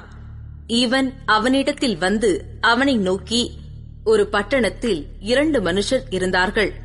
ஒருவன் ஐஸ்வர்யவான், மற்றவன் தரித்திரன். ஐஸ்வர்யவானுக்கு ஆடு மாடுகள் வெகு திரளாயிருந்தது. தரித்திரனுக்கோ தான் கொண்டு வளர்த்த ஒரே ஒரு சின்ன ஆட்டுக்குட்டியை தவிர வேறொன்றும் இல்லாதிருந்தது. அது அவனோடும் அவன் பிள்ளைகளோடும் கூட இருந்து வளர்ந்து அவன் வாயின் அப்பத்தை தின்று அவன் பாத்திரத்திலே குடித்து அவன் மடியிலே படுத்துக்கொண்டு அவனுக்கு ஒரு மகளைப் போல இருந்தது. அந்த ஐஸ்வர்யவானிடத்தில் வழிப்போக்கன் ஒருவன் வந்தான். அவன் தன்னிடத்தில் வந்த வழிப்போக்கனுக்கு சமையல் பண்ணுவிக்க தன்னுடைய ஆடுமாடுகளில் ஒன்றை பிடிக்க மனதில்லாமல் அந்த தரித்திரனுடைய ஆட்டுக்குட்டியை பிடித்து அதை தன்னிடத்தில் வந்த மனுஷனுக்கு சமையல் பண்ணுவித்தான் என்றான். அப்பொழுது தாவீது அந்த மனுஷன் மேல் மிகவும் கோபம் உண்டவனாகி நாத்தானை பார்த்து, இந்த காரியத்தை செய்த மனுஷன் மரணத்திற்கு பாத்திரன் என்று கர்த்தருடைய ஜீவனை கொண்டு சொல்லுகிறேன். அவன் இரக்கமற்றவனாயிருந்து இந்த காரியத்தை செய்தபடியினால் அந்த ஆட்டுக்குட்டிக்காக நாலத்தனை திரும்பச் செலுத்த வேண்டும் என்றான். அப்பொழுது நாத்தான் தாவீதை நோக்கி, நீயே அந்த மனுஷன். இஸ்ரவேலின் தேவனாகிய கர்த்தர் சொல்லுகிறது என்னவென்றால், நான் உன்னை இஸ்ரவேலின் மேல் ராஜாவாக அபிஷேகம் பண்ணி உன்னை சவுலின் கைக்கு தப்புவித்து உன் ஆண்டவனுடைய வீட்டை உனக்கு கொடுத்து உன் ஆண்டவனுடைய ஸ்திரீகளையும் உன்மடியிலே தந்து இஸ்ரவேல் வம்சத்தையும் யூதா வம்சத்தையும் உனக்கு கையளித்தேன். இது போதாதிருந்தால் இன்னும் உனக்கு வேண்டியதை தருவேன். கர்த்தருடைய பார்வைக்கு பொல்லாப்பான இந்த காரியத்தை செய்து அவருடைய வார்த்தையை நீ அசட்டை பண்ணினது என்ன? ஏத்தியனாகிய உரியாவை நீ பட்டயத்தால் மடிவித்து அவன் மனைவியை உனக்கு மனைவியாக எடுத்துக்கொண்டு அவனை அம்மோன் புத்திரரின் பட்டயத்தாலே கொன்று போட்டாய். இப்போதும் நீ என்னை அசட்டை பண்ணி ஏத்தியனாகிய உரியாவின் மனைவியை உனக்கு மனைவியாக எடுத்துக் கொண்டபடியினால் பட்டயம் என்றைக்கும் உன் வீட்டை விட்டு விலகாதிருக்கும். கர்த்தர் சொல்லுகிறது என்னவென்றால், இதோ நான் உன் வீட்டிலே பொல்லாப்பை உன்மேல் எழும்ப பண்ணி உன் கண்கள் பார்க்க உன் ஸ்திரீகளை எடுத்து உனக்கு அடுத்தவனுக்கு கொடுப்பேன். அவன் இந்த சூரியனுடைய வெளிச்சத்திலே உன் ஸ்திரீகளோட சயனிப்பான். நீ ஒளிப்பிடத்தில் அதை செய்தாய். நானோ இந்த காரியத்தை இஸ்ரவேலர் எல்லாருக்கும் முன்பாகவும் சூரியனுக்கு முன்பாகவும் செய்விப்பேன் என்றார் என்று சொன்னான். அப்பொழுது தாவீது நாத்தானிடத்தில், நான் கர்த்தருக்கு விரோதமாய் பாவம் செய்தேன் என்றான். நாத்தான் தாவீதை நோக்கி, நீ சாகாதபடிக்கு கர்த்தர் உன் பாவம் நீங்கச் செய்தார். ஆனாலும் இந்த காரியத்தினாலே கர்த்தருடைய சத்துருக்கள் தூஷிக்க நீ காரணமாய் இருந்தபடியினால் உனக்கு பிறந்த பிள்ளை நிச்சயமாய் சாகும் என்று சொல்லி நாத்தான் தன் வீட்டுக்கு போய்விட்டான். அப்பொழுது கர்த்தர் உரியாவின் மனைவி தாவீதுக்கு பெற்ற ஆண் பிள்ளையை அடித்தார். அது வியாதிப்பட்டு கேவலமாயிருந்தது. அப்பொழுது தாவீது அந்த பிள்ளைக்காக தேவனிடத்தில் பிரார்த்தனை பண்ணி உபவாசித்து உள்ளே போய் முழுதும் தரையிலே கிடந்தான். அவனை தரையிலிருந்து எழுந்திருக்க பண்ண அவன் வீட்டிலுள்ள மூப்பரானவர்கள் எழுந்து அவனண்டையில் வந்தாலும் அவன் மாட்டேன் என்று சொல்லி அவர்களோடே அப்பம் சாப்பிடாமல் இருந்தான். 7ஆம் நாளில் பிள்ளை செத்துப் போயிற்று. பிள்ளை செத்துப் போயிற்று என்று தாவீதின் ஊழியக்காரர் அவனுக்கு அறிவிக்க ஐயப்பட்டார்கள். பிள்ளை உயிரோடு இருக்கையில் நாம் அவரோடே பேசுகிற போது அவர் நம்முடைய சொற்கேட்கவில்லை. பிள்ளை செத்துப் போயிற்று என்று அவரோடே எப்படி சொல்லுவோம்? அதிகமாக வியாகுலப்படுவாரே என்று பேசிக் கொண்டார்கள். தாவீது தன் ஊழியக்காரர் ரகசியமாய் பேசிக் கொள்ளுகிறதைக் கண்டு பிள்ளை செத்துப் போயிற்று என்று அறிந்து தன் ஊழியக்காரரை நோக்கி, பிள்ளை செத்துப் போயிற்றோ என்று கேட்டான். செத்துப் போயிற்று என்றார்கள். அப்பொழுது தாவீது தரையை விட்டு எழுந்து ஸ்நானம் பண்ணி எண்ணெய் பூசிக்கொண்டு தன் வஸ்திரங்களை மாற்றி கர்த்தருடைய ஆலயத்தில் பிரவேசித்து பணிந்து கொண்டு தன் வீட்டுக்கு வந்து போஜனம் கேட்டான். அவன் முன்னே அதை வைத்தபோது புசித்தான். அப்பொழுது அவன் ஊழியக்காரர் அவனை நோக்கி, நீர் செய்கிற இந்த காரியம் என்ன? பிள்ளை உயிரோடு இருக்கையில் உபவாசித்து அழுதீர், பிள்ளை மரித்த பின்பு எழுந்திருந்து அசனம் பண்ணுகிறீரே என்றார்கள். அதற்கு அவன், பிள்ளை இன்னும் உயிரோடு இருக்கையில் பிள்ளை பிழைக்கும்படிக்கு கர்த்தர் எனக்கு இறங்குவாரோ எப்படியோ யாருக்கு தெரியும் என்று உபவாசித்து அழுதேன். அது மரித்திருக்கிற இப்போது நான் உபவாசிக்க வேண்டியது என்ன? இனி நான் அதை திரும்பி வர பண்ணக்கூடுமோ? நான் அதனிடத்திற்கு போவேனே அல்லாமல் அது என்னிடத்திற்கு திரும்பி வரப்போகிறதில்லை என்றான். பின்பு தாவீது தன் மனைவியாகிய பத்சேபாளுக்கு ஆறுதல் சொல்லி அவளிடத்தில் போய் அவளோட சயனித்தான். அவள் ஒரு குமாரனை பெற்றாள். அவனுக்கு சாலமோன் என்று பெயரிட்டான். அவனிடத்தில் கர்த்தர் அன்பாயிருந்தார். அவர் தீர்க்கதரிசியாகிய நாத்தானை அனுப்ப அவன் கர்த்தரின் நிமித்தம் அவனுக்கு எதிதியா என்று பெயரிட்டான். அதற்குள்ளே யோவாப் அம்மோன் புத்திரருடைய ரப்பா பட்டணத்தின் மேல் யுத்தம் பண்ணி ராஜதானியை பிடித்து தாவீதினிடத்தில் ஆள் அனுப்பி, நான் ரப்பாவின் மேல் யுத்தம் பண்ணி தண்ணீர் ஓரமான பட்டணத்தை பிடித்துக் கொண்டேன். நான் பட்டணத்தை பிடிக்கிறதினால் என் பேர் வழங்காதபடிக்கு நீர் மற்ற ஜனங்களை கூட்டிக் கொண்டு வந்து பட்டணத்தை முற்றுகை போட்டு பிடிக்க வேண்டும் என்று சொல்லச் சொன்னான். அப்படியே தாவீது ஜனங்களையெல்லாம் கூட்டிக் கொண்டு ரப்பாவுக்கு போய் அதின்மேல் யுத்தம் பண்ணி அதை பிடித்தான். அவர்களுடைய ராஜாவின் தலைமேல் இருந்த கிரீடத்தை எடுத்துக்கொண்டான். அது 1 தாலந்து நிறை பொன்னும் ரத்தினங்கள் பதித்ததுமாயிருந்தது. அது தாவீதினுடைய தலையில் வைக்கப்பட்டது. பட்டணத்திலிருந்து ஏராளமான கொள்ளையை கொண்டு போனான். பின்பு அதிலிருந்த ஜனங்களை அவன் வெளியே கொண்டு போய் அவர்களை வாள்களுக்கும் இருப்பு பாறைகளுக்கும் இருப்பு கோடரிகளுக்கும் உட்படுத்தி அவர்களை செங்கட்சூழியையும் கடக்க பண்ணினான். இப்படி அம்மோன் புத்திரரின் பட்டணங்களுக்கெல்லாம் செய்து தாவீது எல்லா ஜனத்தோடும் கூட எருசலேமுக்கு திரும்பினான். 2 சாமுவேல் 13ஆம் அதிகாரம். இதற்கு பின்பு தாவீதின் குமாரனாகிய அப்சலோமுக்கு தாமார் என்னும் பேருள்ள சௌந்தரியமுள்ள ஒரு சகோதரி இருந்தாள். அவள் மேல் தாவீதின் குமாரன் அம்னோன் மோகங்கொண்டான். தன் சகோதரியாகிய தாமாரி நிமித்தம் ஏக்கங்கொண்டு வியாதிப்பட்டான். அவள் கன்னியாஸ்திரியாயிருந்தாள். அவளுக்கு பொல்லாப்பு செய்ய அம்னோனுக்கு வருத்தமாய் கண்டது. அம்னோனுக்கு தாவீதுடைய தமையன் சிமியாவின் குமாரனாகிய யோனதாப் என்னும் பேருள்ள ஒரு சிநேகிதன் இருந்தான். அந்த யோனதாப் மகா தந்திரவாதி. அவன் இவனை பார்த்து, ராஜகுமாரனாகிய நீ நாளுக்கு நாள் எதினாலே இப்படி மெலிந்து போகிறாய், எனக்கு சொல்ல மாட்டாயா என்றான். அதற்கு அம்னோன், என் சகோதரன் அப்சலோமின் சகோதரியாகிய தாமாரின் மேல் நான் ஆசை வைத்திருக்கிறேன் என்றான். அப்பொழுது யோனதாப் அவனை பார்த்து, நீ வியாதிக்காரனைப் போல உன் படுக்கையின் மேல் படுத்துக்கொள். உன்னை பார்க்கிறதற்கு உன் தகப்பனார் வரும்போது நீ என் சகோதரியாகிய தாமார் வந்து எனக்கு போஜனம் கொடுத்து அவள் கையினாலே சாப்பிடும்படிக்கு நான் பார்க்க என் கண்களுக்கு முன்பாக சமைக்கும்படி தயவு செய்ய வேண்டும் என்று சொல் என்றான். அப்படியே அம்னோன் வியாதிக்காரன் போல் படுத்துக்கொண்டு ராஜா தன்னை பார்க்க வந்தபோது ராஜாவை நோக்கி, என் சகோதரியாகிய தாமார் வந்து நான் அவள் கையினாலே சாப்பிடும்படிக்கு என் கண்களுக்கு முன்பாக 2 நல்ல பணிகாரங்களை பண்ணும்படி உத்தரவு கொடுக்க வேண்டும் என்றான். அப்பொழுது தாவீது வீட்டுக்கு தாமாரிடத்தில் ஆள் அனுப்பி, நீ உன் சகோதரனாகிய அம்னோன் வீட்டுக்கு போய் அவனுக்கு சமையல் பண்ணி கொடு என்று சொல்லச் சொன்னான். தாமார் தன் சகோதரனாகிய அம்னோன் படுத்துக் கொண்டிருக்கிற வீட்டுக்கு போய் மாவெடுத்து பிசைந்து அவன் கண்களுக்கு முன்பாக தட்டி பணிகாரங்களை சுட்டு சட்டியை எடுத்து அவனுக்கு முன்பாக அவைகளை வைத்தாள். ஆனாலும் அவன் சாப்பிட மாட்டேன் என்றான். பின்பு அம்னோன், எல்லாரும் என்னை விட்டு வெளியே போகட்டும் என்றான். எல்லாரும் அவனை விட்டு வெளியே போனார்கள். அப்பொழுது அம்னோன் தாமாரை பார்த்து, நான் உன் கையினாலே சாப்பிடும்படிக்கு அந்த பலகாரத்தை அறை வீட்டிலே கொண்டு வா என்றான். அப்படியே தாமார் தான் செய்த பணியாரங்களை அறை வீட்டில் இருக்கிற தன் சகோதரனாகிய அம்னோனிடத்தில் கொண்டு போனாள். அவன் சாப்பிடும்படிக்கு அவள் அவைகளை கிட்ட கொண்டு வருகையில் அவன் அவளை பிடித்து அவளை பார்த்து, என் சகோதரியே, நீ வந்து என்னோடே சயனி என்றான். அதற்கு அவள், வேண்டாம் என் சகோதரனே, என்னை அவமானப்படுத்தாதே. இஸ்ரவேலிலே இப்படி செய்யத்தகாது. இப்படிப்பட்ட மதிகேடான காரியத்தை செய்ய வேண்டாம். நான் என் வெட்கத்தோடே எங்கே போவேன்? நீயும் இஸ்ரவேலிலே மதிகெட்டவர்களில் ஒருவனைப் போல ஆவாய். இப்போதும் நீ ராஜாவோடே பேசு, அவர் என்னை உனக்கு தராமல் மறுக்க மாட்டார் என்றாள். அவன் அவள் சொல்லை கேட்க மாட்டேன் என்று அவளை பலவந்தமாய் பிடித்து அவளோடே சயனித்து அவளை கற்பழித்தான். பிற்பாடு அம்னோன் அவளை மிகவும் வெறுத்தான்.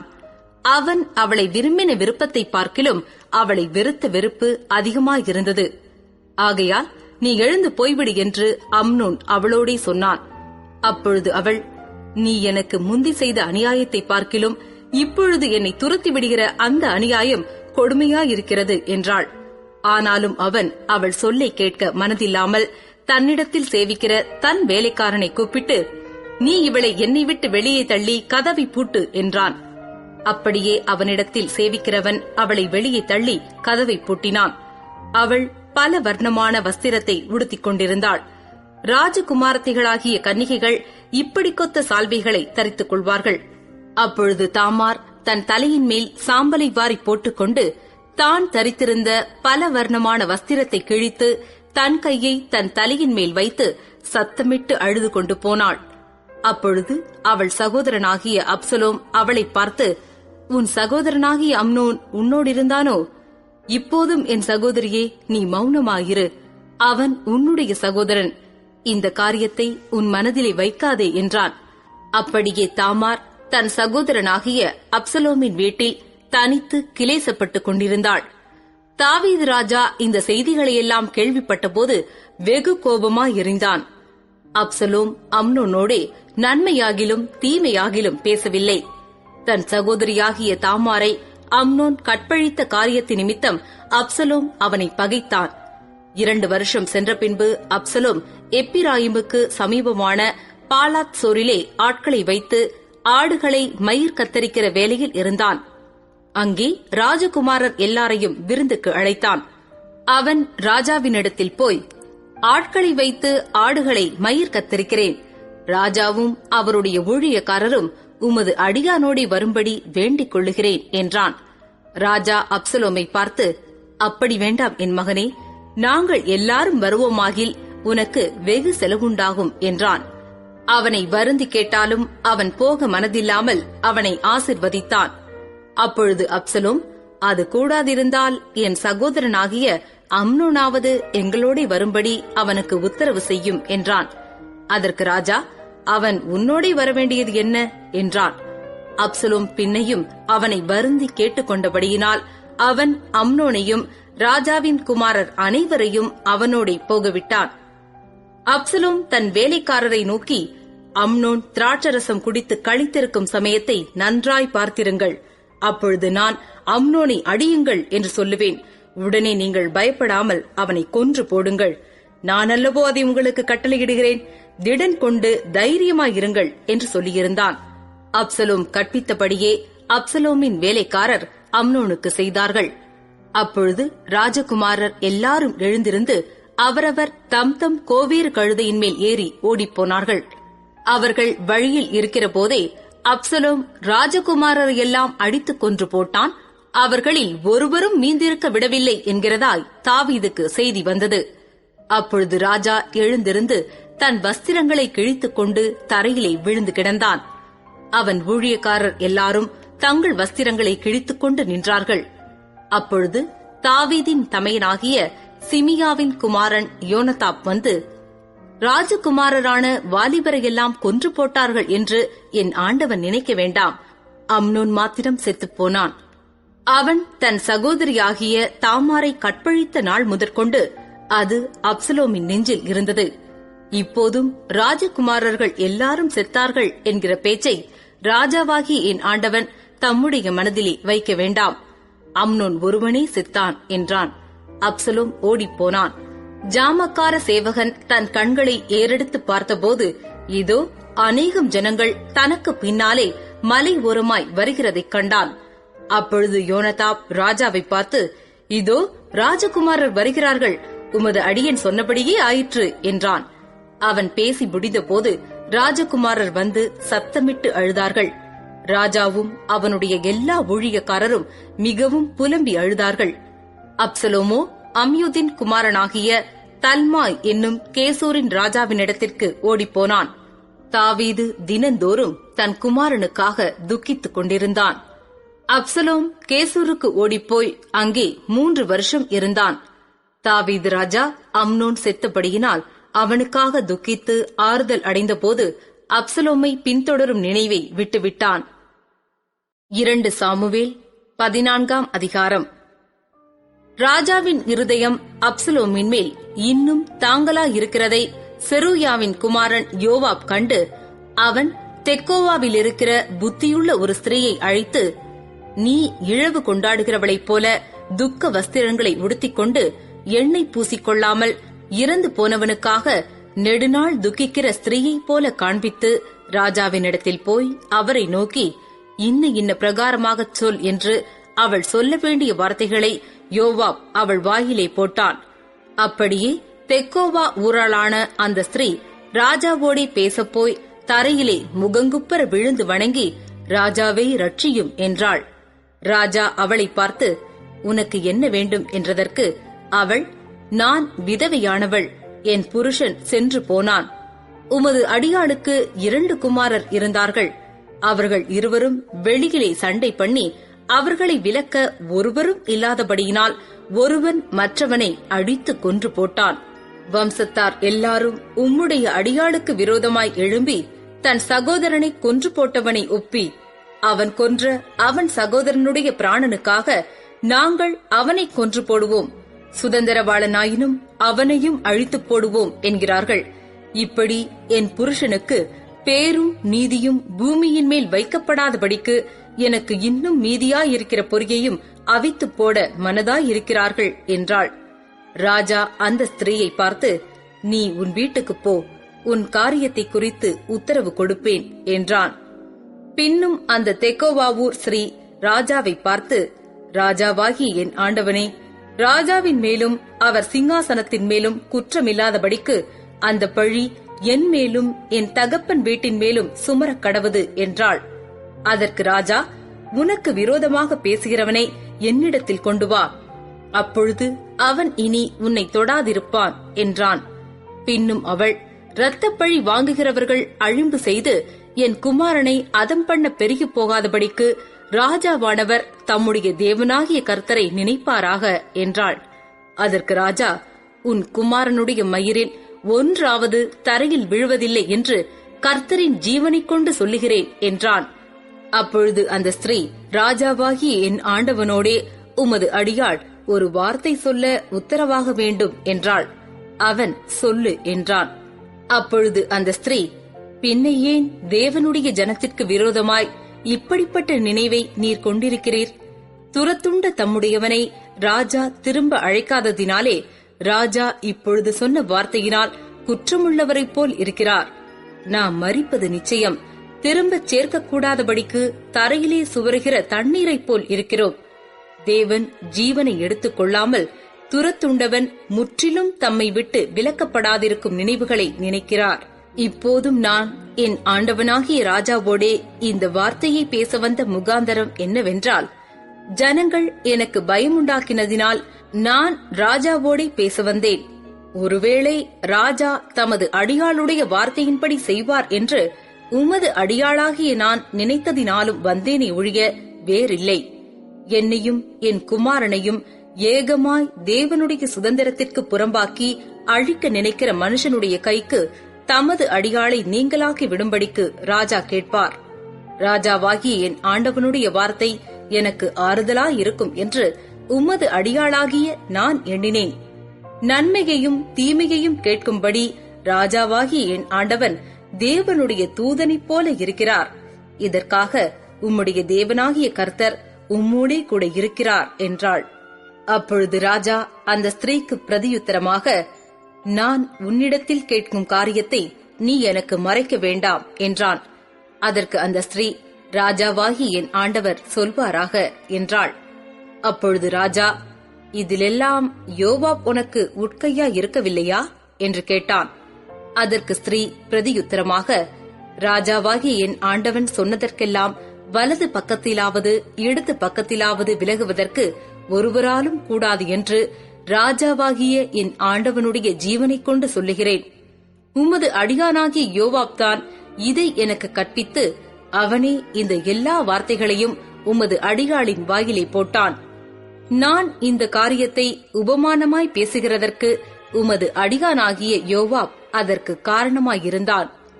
ஆனாலும் தேசத்தில் நடக்கிறதையெல்லாம் அறிய என் ஆண்டவனுடைய ஞானம் தேவதூதனுடைய ஞானத்தைப் போல் இருக்கிறது என்றாள். அப்பொழுது ராஜா யோவாபை பார்த்து, இதோ இந்த காரியத்தை செய்கிறேன், நீ போய் அப்சலோம் என்னும் பிள்ளையாண்டானை திரும்ப அழைத்துக் கொண்டு வா என்றான். அப்பொழுது யோவாப் தரையிலே முகங்குப்புற விழுந்து வணங்கி ராஜாவை வாழ்த்தி, ராஜா தமது அடியானுடைய வார்த்தையின்படி செய்ததினால் என் ஆண்டவனாகிய ராஜாவின் கண்களில் எனக்கு தயை கிடைத்தது என்று இன்று உமது அடியானுக்கு தெரிய வந்தது என்றான். பின்பு யோவாப் எழுந்து கேசூருக்கு போய் அப்சலோமை எருசலேமுக்கு அழைத்துக் கொண்டு வந்தான். ராஜா, அவன் என் முகத்தை பார்க்க வேண்டியதில்லை, தன் வீட்டுக்கு திரும்பி போகட்டும் என்றான். அப்படியே அப்சலோம் ராஜாவின் முகத்தை பார்க்காமல் தன் வீட்டுக்கு திரும்பி போனான். இஸ்ரவேலர் அனைவருக்குள்ளும் அப்சலோமைப் போல் சௌந்தரியமுள்ளவனும் மெச்சிக் கொள்ளப்பட்டவனும் இல்லை. உள்ளங்கால் தொடங்கி உச்சந்தலை மட்டும் அவனில் ஒரு பழுதும் இல்லாதிருந்தது. அவன் தன் தலைமயிர் தனக்கு பாரமாயிருப்பதினால் வருஷாந்தரம் சிரைத்துக் கொள்ளுவான். சிரைக்கும் போது அவன் தலைமயிர் ராஜாவுடைய நிறையின்படி 200 சேக்கல் நிறையாயிருக்கும். அப்சலோமுக்கு 3 குமாரரும் தாமார் என்னும் பேர் கொண்ட ஒரு குமாரத்தியும் பிறந்திருந்தார்கள். இவள் ரூபவதியான பெண்ணாயிருந்தாள். அப்சலோம் ராஜாவின் முகத்தை காணாமலே 2 வருஷம் எருசலேமிலே குடியிருந்தான். ஆகையால் அப்சலோம் யோவாபை ராஜாவினிடத்தில் அனுப்பும்படி அழைப்பித்தான். அவனோ அவனிடத்திற்கு வரமாட்டேன் என்றான். 2ஆம் விசையும் அவன் அழைத்தனுப்பினான். அவன் வரமாட்டேன் என்றான். அப்பொழுது அவன் தன் வேலைக்காரரை பார்த்து, இதோ என் நிலத்திற்கு அருகே யோவாபின் நிலம் இருக்கிறது, அதிலே அவனுக்கு வாற்கோதுமை விளைந்திருக்கிறது, நீங்கள் போய் அதை தீக்கொளுத்தி போடுங்கள் என்றான். அப்படியே அப்சலோமின் வேலைக்காரர் அந்த நிலத்தை தீக்கொளுத்தி போட்டார்கள். அப்பொழுது யோவாப் எழுந்திருந்து அப்சலோமிடத்தில் வீட்டிற்குள் போய், என்னுடைய நிலத்தை உம்முடைய வேலைக்காரர் தீக்குளுத்தி போட்டது என்ன என்று அவனை கேட்டான். அப்சலோம் யோவாபை பார்த்து, இதோ நான் ஏன் கேசூரிலிருந்து வந்தேன், நான் அங்கே இருந்துவிட்டால் நலம் என்று ராஜாவுக்கு சொல்லும்படி உம்மை ராஜாவினிடத்தில் அனுப்புவதற்காக உம்மை இங்கே வரும்படி அழைப்பித்தேன். இப்போதும் நான் ராஜாவின் முகத்தை பார்க்கட்டும், என்மேல் குற்றம் இருந்தால் அவர் என்னை கொன்று போடட்டும் என்றான். யோவாப் ராஜாவினிடத்தில் போய் அதை அவனுக்கு அறிவித்தபோது அப்சலோமை அழைப்பித்தான். அவன் ராஜாவினிடத்தில் வந்து ராஜாவுக்கு முன்பாக தரையிலே முகங்குப்புற விழுந்து வணங்கினான். அப்பொழுது ராஜா அப்சலோமை முத்தமிட்டான். 2 சாமுவேல் 15ஆம் அதிகாரம். இதற்கு பின்பு அப்சலோம் ரதங்களையும் குதிரைகளையும் தனக்கு முன் ஓட 50 சேவகரையும் சம்பாதித்தான். மேலும் அப்சலோம் காலைதோறும் எழுந்திருந்து பட்டணத்து வாசலுக்கு போகிற வழியோரத்திலே நின்று கொண்டு, எவனாகிலும் தனக்கு இருக்கிற வழக்கு முகாந்தரமாய் ராஜாவினிடத்தில் நியாயத்திற்காக போகும்போது அவனை அழைத்து, நீ எந்த ஊரான் என்று கேட்பான். அவன், உமது அடியான் இஸ்ரவேல் கோத்திரங்களில் ஒன்றுக்கடுத்த இன்ன ஊரான் என்றால், அப்பொழுது அப்சலோம் அவனை நோக்கி, இதோ உன் காரியம் நேர்மையும் நியாயமுமாயிருக்கிறது. ஆனாலும் ராஜாவினிடத்திலே உன் காரியத்தை விசாரிப்பார் ஒருவரும் இல்லை என்பான். பின்னும் அப்சலோம், வழக்கு வியாஜியம் உள்ளவர்கள் எல்லாரும் என்னிடத்தில் வந்து, நான் அவர்களுக்கு நியாயம் செய்யும்படிக்கு என்னை தேசத்திலே நியாயாதிபதியாக வைத்தால் நலமாயிருக்கும் என்பான். எவனாயிலும் ஒருவன் அவனை வணங்க வரும்போது அவன் தன் கையை நீட்டி அவனை தழுவி முத்தம் செய்வான். இந்த பிரகாரமாக அப்சலோம் ராஜாவினிடத்தில் நியாயத்திற்காக வரும் இஸ்ரவேலருக்கெல்லாம் செய்து இஸ்ரவேல் மனுஷருடைய இருதயத்தை கவர்ந்து கொண்டான். 40 வருஷம் சென்ற பின்பு அப்சலோம் ராஜாவை நோக்கி, நான் கர்த்தருக்கு பண்ணின என் பொருத்தனையை எப்ரோனில் செலுத்தும்படிக்கு நான் போக உத்தரவு கொடும். கர்த்தர் என்னை எருசலேமுக்கு திரும்பி வர பண்ணினால் கர்த்தருக்கு ஆராதனை செய்வேன் என்று உமது அடியானாகிய நான் சீரியா தேசத்தில் கேசூரிலே குடியிருக்கும் போது பொருத்தனை பண்ணினேன் என்றான். அதற்கு ராஜா, சமாதானத்தோடே போ என்றான். அப்பொழுது அவன் எழுந்து எப்ரோனுக்கு போனான். அப்சலோம் இஸ்ரவேல் கோத்திரங்களுக்கெல்லாம் வேவுகாரரை அனுப்பி, நீங்கள் எக்கால துணியை கேட்கும்போது அப்சலோம் எப்ரோனிலே ராஜாவானான் என்று சொல்லுங்கள் என்று சொல்லச் சொல்லி வைத்திருந்தான். எருசலேமிலிருந்து வரவழைக்கப்பட்ட 200 பேர் அப்சலோமோடே கூட போனார்கள். அவர்கள் வஞ்சகமின்றி அறியாமையினால் போனார்கள். அப்சலோம் பலிகளை செலுத்தும் போது தாவீதின் ஆலோசனைக்காரனாகிய அகித்தோப்பேல் என்னும் கீலோனியனையும் அவன் ஊராகிய கீலோவிலிருந்து வரவழைப்பித்தான். அப்படியே கட்டுப்பாடு பலத்து ஜனங்கள் அப்சலோமினிடத்தில் திரளாய் வந்து கூடினார்கள். அதை அறிவிக்கிற ஒருவன் தாவீதினிடத்தில் வந்து, இஸ்ரவேலில் ஒவ்வொருவருடைய இருதயமும் அப்சலோமை பற்றி போகிறது என்றான். அப்பொழுது தாவீது எருசலேமிலே தன்னிடத்திலுள்ள தன்னுடைய எல்லா ஊழியக்காரரையும் நோக்கி, எழுந்து ஓடிப்போவோம், இல்லாவிட்டால் நாம் அப்சலோமுக்கு தப்ப இடமில்லை. அவன் தீவிரித்து நம்மிடத்தில் வந்து நம்மை பிடித்து நம்மேல் பொல்லாப்பு வரப்பண்ணி நகரத்தை பட்டய கருக்கினால் சங்காரம் பண்ணாதபடிக்கு தீவிரமாய் புறப்படுங்கள் என்றான்.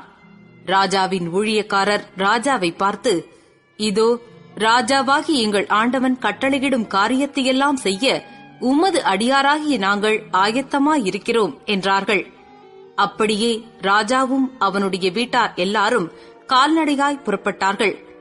வீட்டை காக்க ராஜா மறுமனையாட்டிகளாகிய 10 ஸ்திரீகளை பின் வைத்தான். ராஜாவும் சமஸ்த ஜனங்களும் கால்நடையாய் புறப்பட்டு சற்று தூரம் போய் ஒரு இடத்திலே தரித்து நின்றார்கள். அவனுடைய ஊழியக்காரர் எல்லாரும் கிரேத்தியர் யாவரும் பிலேத்தியர் யாவரும் அவன் பக்கத்திலே நடந்து போனார்கள். காத்தூரிலிருந்து கால்நடையாய் வந்திருந்த 600 பேராகிய கித்தியர் எல்லாரும் ராஜாவுக்கு முன்பாக நடந்தார்கள். அப்பொழுது ராஜா கித்தியனாகிய ஈத்தாயை பார்த்து, நீ எங்களுடனே கூட வருவானேன்? நீ திரும்பி போய் ராஜாவுடனே கூட இரு. நீ அந்நிய தேசத்தான், நீ உன் இடத்திற்கு திரும்பி போகலாம். நீ நேற்றுதானே வந்தாய், இன்று நான் உன்னை எங்களோட நடந்து வரும்படிக்கு அழைத்துக் கொண்டு போகலாமா? நான் போகக்கூடிய இடத்திற்கு போகிறேன். நீ உன் சகோதரரையும் அழைத்துக் கொண்டு திரும்பிப்போ. கிருபையும் உண்மையும் உன்னோடே இருப்பதாக என்றான். ஆனாலும் ஈத்தாய் ராஜாவுக்கு பிரதியுத்தரமாக, ராஜாவாகி என் ஆண்டவன் எங்கே இருப்பாரோ அங்கே உமது அடியானும் செத்தாலும் பிழைத்தாலும் இருப்பான் என்று கர்த்தருடைய ஜீவனையும் ராஜாவாகி என் ஆண்டவனுடைய ஜீவனையும் கொண்டு சொல்லுகிறேன் என்றான். அப்பொழுது தாவீது ஈத்தாயை நோக்கி, நடந்து வா என்றான். அப்படியே கித்தியனாகிய ஈத்தாயும் அவனுடைய எல்லா மனுஷரும் அவனோடிருக்கிற எல்லா பிள்ளைகளும் நடந்து போனார்கள். சகல ஜனங்களும் நடந்து போகிறபோது தேசத்தார் எல்லாரும் மகா சத்தமாய் அழுதார்கள். ராஜா கீதரோன் ஆற்றை கடந்தான். ஜனங்கள் எல்லாரும் வனாந்தரத்திற்கு போகிற வழியே நடந்து போனார்கள். சாதோக்கும் தேவனுடைய உடன்படிக்கை பெட்டியை அவனோடே கூட இருந்து சுமக்கிற சகல லேவியரும் வந்து தேவனுடைய பெட்டியை அங்கே வைத்தார்கள். ஜனங்கள் எல்லாரும் நகரத்திலிருந்து கடந்து தீரு மட்டும் அபியத்தார் திரும்பி போயிருந்தான். ராஜா சாதோக்கை நோக்கி, தேவனுடைய பெட்டியை நகரத்திற்கு திரும்ப கொண்டு போ. கர்த்தருடைய கண்களில் எனக்கு கிருபை கிடைத்ததானால் நான் அதையும் அவர் வாசஸ்தலத்தையும் பார்க்கிறதற்கு என்னை திரும்ப வரப்பண்ணுவார். அவர் உன்மேல் எனக்கு பிரியமில்லை என்பாராகில், இதோ இங்கே இருக்கிறேன். அவர் தம்முடைய பார்வைக்கு நலமானபடி எனக்கு செய்வாராக என்றான். பின்னும் ராஜா ஆசாரியனாகிய சாதோக்கை நோக்கி, நீ ஞான திருஷ்டிக்காரன் அல்லவோ? நீ சமாதானத்தோടെ நகரத்திற்கு திரும்பு. உன் மகன் அகிமாசும் அபியத்தாரின் மகன் யோனத்தானுமாகிய உங்கள் குமாரர் 2 பேரும் உங்களோடே கூட திரும்பி போகட்டும். எனக்கு அறிவிக்கிறதற்கு உங்களிடத்திலிருந்து செய்தி வருமட்டும் நான் வனாந்தரத்தின் வெளிகளிலே தரித்திருப்பேன் என்றான். அப்படியே சாதோக்கும் அபியத்தாரும் தேவனுடைய பெட்டியை எருசலேமுக்கு திரும்ப கொண்டு போய் அங்கே இருந்தார்கள். தாவீது தன் முகத்தை மூடி வெறுங்காலால் நடந்து அழுது கொண்டு ஒலிவ மலையின் மேல் ஏறிப்போனான். அவனோடிருந்த சகல ஜனங்களும் முகத்தை மூடி அழுது கொண்டு ஏறினார்கள்.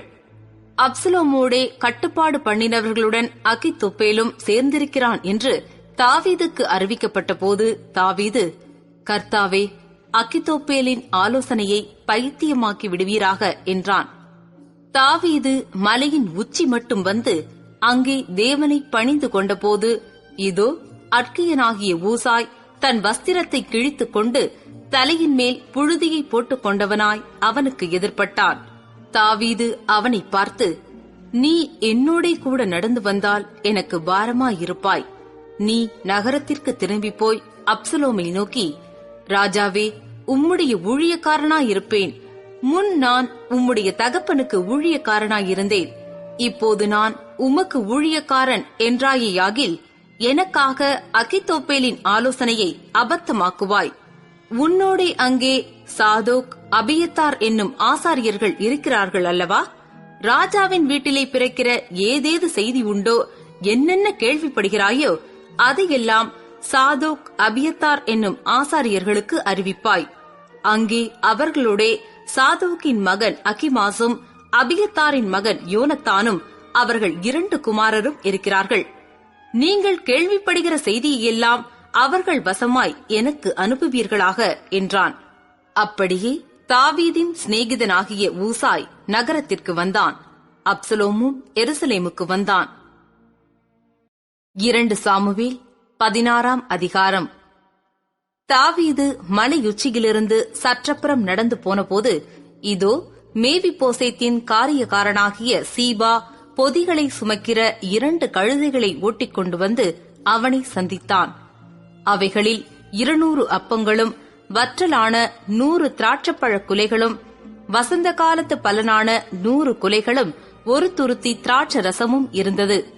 ராஜா சீபாவை பார்த்து, இவைகள் என்னத்திற்கு என்று கேட்டதற்கு சீபா, கழுதைகள் ராஜாவின் வீட்டார் ஏறுகிறதற்கும் அப்பங்களும் பழங்களும் வாலிபர் புசிக்கிறதற்கும் திராட்ச ரசம் வனாந்தரத்தில் விடாய்த்து போனவர்கள் குடிக்கிறதற்குமே என்றான். அப்பொழுது ராஜா, உன் ஆண்டவனுடைய குமாரன் எங்கே என்று கேட்டதற்கு சீபா ராஜாவை நோக்கி, எருசலேமில் இருக்கிறான். இன்று இஸ்ரவேல் வீட்டார் என் தகப்பனுடைய ராஜ்யத்தை என் வசமாய் திரும்ப பண்ணுவார்கள் என்றான் என்று சொன்னான். அப்பொழுது ராஜா சீபாவை நோக்கி, மேவி போசேத்திற்கு உண்டானதெல்லாம் உன்னுடையதாயிற்று என்றான். அதற்கு சீபா, ராஜாவாகி என் ஆண்டவனே, உம்முடைய கண்களில் எனக்கு தயை கிடைக்க வேண்டும் என்று நான் பணிந்து கேட்டுக்கொள்ளுகிறேன் என்றான்.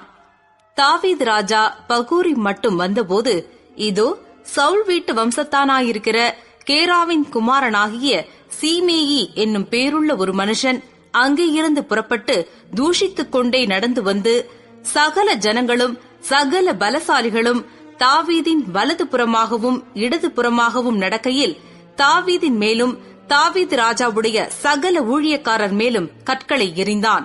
சீமேயி அவனை தூஷித்து, இரத்த பிரியனே, பேலியாளின் மனுஷனே, தொலைந்து போ, தொலைந்து போ! சவுலின் ஸ்தலத்தில் ராஜாவான உன்மேல் கர்த்தர் சவுல் வீட்டாரின் இரத்த பழியை திரும்ப பண்ணினார். கர்த்தர் ராஜ்ய பாரத்தை உன் குமாரனாகிய அப்சலோமின் கையில் ஒப்பு கொடுத்தார். இப்போதும் இதோ உன் அக்கிரமத்தில் அகப்பட்டாய். நீ இரத்த பிரியனான மனுஷன் என்றான். அப்பொழுது செரியாவின் குமாரன் அபிசாய் ராஜாவை நோக்கி, அந்த செத்த நாய் ராஜாவாகி என் ஆண்டவனை தூஷிப்பானேன்? நான் போய் அவன் தலையை வாங்கி போடட்டுமே என்றான். அதற்கு ராஜா, செருயாவின் குமாரரே, எனக்கும் உங்களுக்கும் என்ன? அவன் என்னை தூஷிக்கட்டும். தாவீதை தூஷிக்க வேண்டும் என்று கர்த்தர் அவனுக்கு சொன்னார். ஆகையால் ஏன் இப்படி செய்கிறாய் என்று கேட்கத்தக்கவன் யார் என்றான். பின்னும் தாவீது அபிசாயையும் தன் ஊழியக்காரர் எல்லாரையும் பார்த்து, இதோ என் கற்ப பிறப்பான என் குமாரனே என் பிராணனை வாங்க தேடும்போது இந்த பென்யமீனன் எத்தனை அதிகமாய் செய்வான்? அவன் தூஷிக்கட்டும். அப்படி செய்ய கர்த்தர் அவனுக்கு கட்டளையிட்டிருக்கிறார். ஒருவேளை கர்த்தர் என் சிறுமையை பார்த்து இந்த நாளில் அவன் நிந்தித்த நிந்தனைக்கு பதிலாக எனக்கு நன்மையை சரிக்கட்டுவார் என்றான். அப்படியே தாவீதும் அவன் மனுஷரும் வழியே நடந்து போனார்கள். சீமேயியும் மலையின் பக்கத்திலே அவனுக்கு எதிராக நடந்து தூஷித்து அவனுக்கு எதிராக கற்களை எறிந்து மண்ணை தூற்றிக்கொண்டே வந்தான். ராஜாவும் அவனோடு இருந்த சகல ஜனங்களும் விடாய்த்தவர்களாய் தங்கும் இடத்திலே சேர்ந்து இளைப்பாறினார்கள். அப்சலோமும் இஸ்ரவேல் மனுஷராகிய சகல ஜனங்களும் அவனோடே கூட அகித்தொப்பேலும் எருசலேமுக்கு வந்தார்கள். அற்கியனாகிய ஊசாய் என்னும் தாவீதின் சிநேகிதன் அப்சலோமிடத்தில் வந்தபோது ஊசாய் அப்சலோமை நோக்கி, ராஜாவே வாழ்க, ராஜாவே வாழ்க என்றான். அப்பொழுது அப்சலோம் ஊசாயை பார்த்து, உன் சிநேகிதன் மேல் உனக்கு இருக்கிற தயை இதுதானோ? உன் சிநேகிதனோடே நீ போகாதே போனது என்ன என்று கேட்டான்.